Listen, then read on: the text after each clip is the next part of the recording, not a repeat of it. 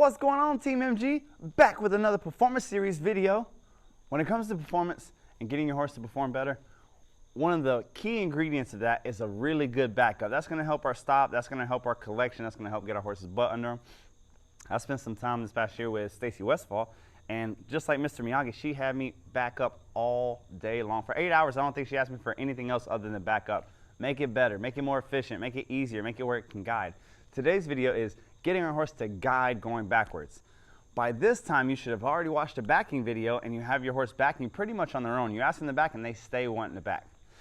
As we start guiding, a couple of big misconceptions. When we're backing and people are doing figure eights and working on these obstacles, we really don't want to move their butt while we're backing because that takes their motor out from under them. We want to keep those hocks underneath them, and that's the motor, and we're going to steer with the front. We're going to steer with the shoulders.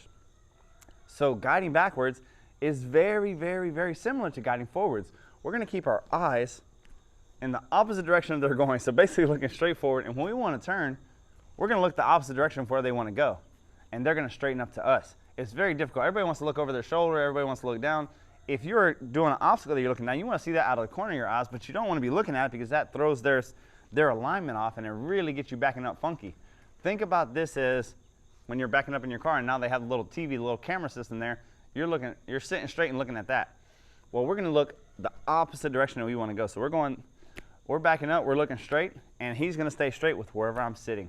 The same way that we steer whenever we're going forward and we're guiding that horse, we have 2 legs and 2 reins on, whether you're two-handed or one-handed, and whenever we go to steer, we look where we're going and we take a leg off and a rein off, and that horse wants to get there to that opening, and then if we need to give a repercussion, it's that outside leg that is the repercussion. Well, it's going to be the same thing for him. So first things first is I'm going to bring him right here. At this stage, you should already just be able to start putting your legs. I want him backing and putting his head down. Notice 2 legs, 2 reins. Look at the MG sign and back him up. Everything that we do, we're going to drill on one side first. So here both calves are touching him. One calf comes off. There we go. One calf comes off. And the second I want him to stop the turn, I just put my leg back on him. So I'm backing him pretty straight here. I don't want to be pulling him backwards through this. I want him where he's backing up on his own. Take a leg, take a rein, and back straight up. Notice my hands are completely loose. I want him to be backing on his own. Ho. Good boy. So that's really how we're going to get him to guide, is we're going to have him backing straight and square, and we're going to take a leg off. He's going to start turning. When we put the leg back, that means that's where we want you. Take a leg off, he starts to turn, put the leg back, we want him. Notice in all the guiding and the spinning and the stepping around, everything that we do, we drill one side, one side, one side.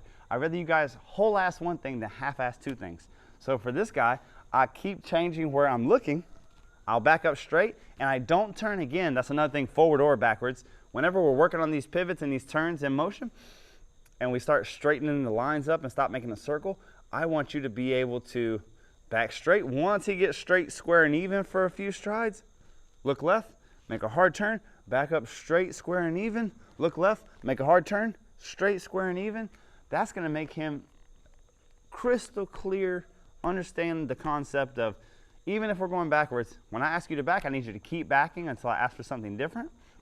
When I take a leg off, follow the leg that comes off of you. Stop whenever the leg is put back on you.